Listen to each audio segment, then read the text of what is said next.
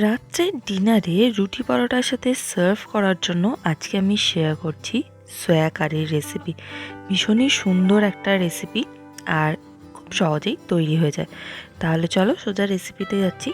সবার প্রথমে আমি একটুখানি গরম জল করে নিয়েছি। গরম জলে সয়া নাগেটসগুলোকে 10 থেকে 15 মিনিট ভিজিয়ে রাখবো, বা গরম জলে তোমরা একটুখানি সেদ্ধ করে নিতে পারো মিনিট 2-এর জন্য। ভালো করে ফুটিয়ে নিলেই কিন্তু সয়া নাগেটসগুলো একদম রেডি হয়ে যাবে রান্না করার জন্য। দেখো, এটার জলটা বেশ ফুটতে শুরু করে দিয়েছে, সয়া নাগেটসগুলো নরম হয়ে গেছে এবং ফুলেও গেছে।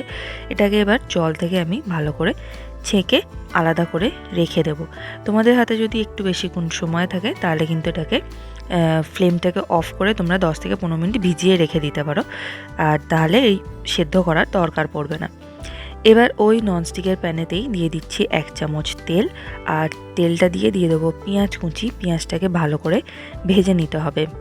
পেঁয়াজটাকে আমি খুব ভালো করে কুচি করে নিয়েছি, তোমরা চাইলে কিন্তু স্লাইস করেও কেটে নিতে পারো। পেঁয়াজটাকে বেশি লাল করে ভাজার দরকার নেই, হালকা একটা গোল্ডেন কালার আসবে সেই পর্যন্ত ভাজতে হবে। ঠিক এইভাবে পেঁয়াজটা এই পর্যন্ত ভেজে নেব, তারপর এটাকে আমি কড়াই থেকে তুলে নেব।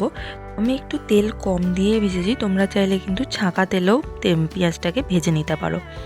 এবার এই ভাজা পেঁয়াজটাকে নিয়ে নেব মিক্সিং জারের মধ্যে, আর এটার সাথে দিয়ে দেবো 4-5টা কাজু। এটাকে খুব ভালো করে পেস্ট তৈরি করে নিতে হবে। অল্প করে সামান্য একটু জল দেব, দিয়ে এটাকে একটা স্মুথ পেস্ট তৈরি করে নেব। এবার একটা বাটির মধ্যে নিয়ে নিচ্ছি টক দই। 3 থেকে 4 চামচ টক দই নেব। টক দইটা একটু বেশি পরিমাণেই নিচ্ছি।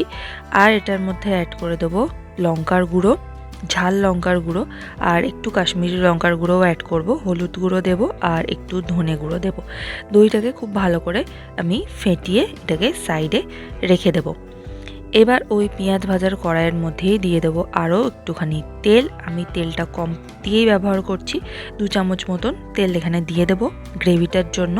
আর তেলটা গরম হয়ে গেলে দিয়ে দেবো জিরে আর গোটা গরম মশলা।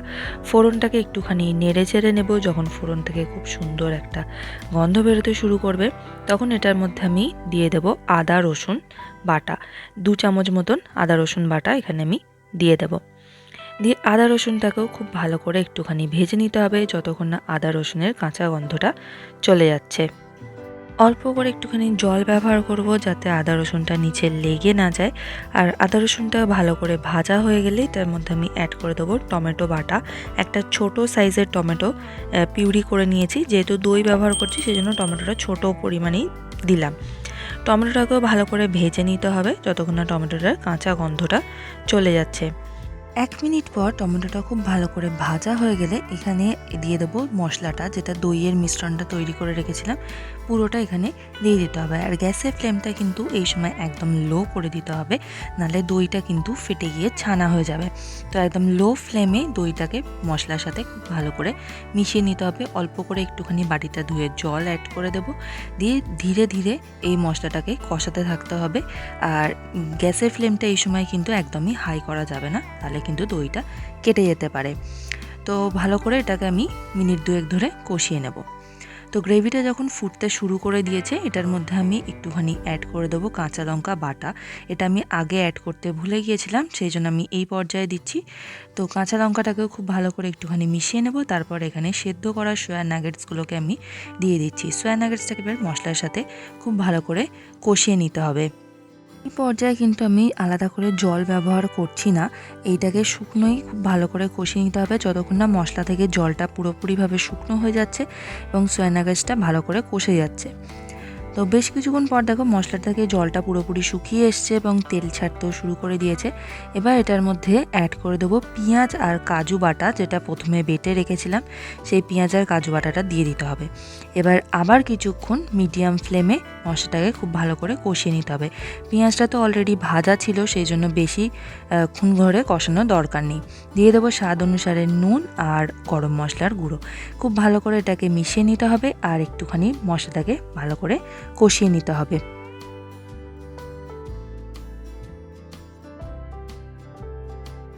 2-3 মিনিট পরে দেখো পেঁয়াজের জলটাও ভালোভাবে শুকিয়ে এসছে। এবার এটার মধ্যে আমি জল ব্যবহার করব। গ্রেভির জন্য যতটা জল দরকার ততটা জল ব্যবহার করতে হবে। মোটামুটি 1 কাপ মতন এখানে আমি জল ব্যবহার করছি। জলটা দিয়ে খুব ভালো করে এটাকে মিশিয়ে নিতে হবে একবার, আর গ্রেভিটাকে একটুখানি ফুটতে দিতে হবে। ব্যাস তাহলেই তৈরি হয়ে যাবে সয়া কারি। আর শেষে গ্রেভিটা ফুটলে উপর থেকে ছড়িয়ে দেব কসুরি মেথি আর ধনেপাতা কুচি। ভালো করে মিশিয়ে নেব, তাহলেই একদম রেডি টু সার্ভ। গরম গরম রুটি পরোটার সাথে এই রেসিপিটা কিন্তু জাস্ট দারুণ লাগে। তো এইভাবে আমি তৈরি করে নিলাম রেস্টুরেন্ট স্টাইল সোয়া কারি। তোমাদের যদি এই রেসিপিটা ভালো লেগে থাকে তাহলে প্লিজ একটা লাইক করো, শেয়ার করো, আর আমার চ্যানেলটাকে সাবস্ক্রাইব করতে ভুলো না এই রকমই আরও অনেক সুন্দর সুন্দর রেসিপির জন্য। আর আমাকে কমেন্ট করে জানাও এই রেসিপিটা তোমাদের কেমন লাগলো, আর আগামী দিনে তোমরা আর কোন কোন রেসিপি দেখতে চাও। Thanks for watching. দেখা হচ্ছে আগামী নতুন কোনো রেসিপিতে। ততক্ষণ টাটা।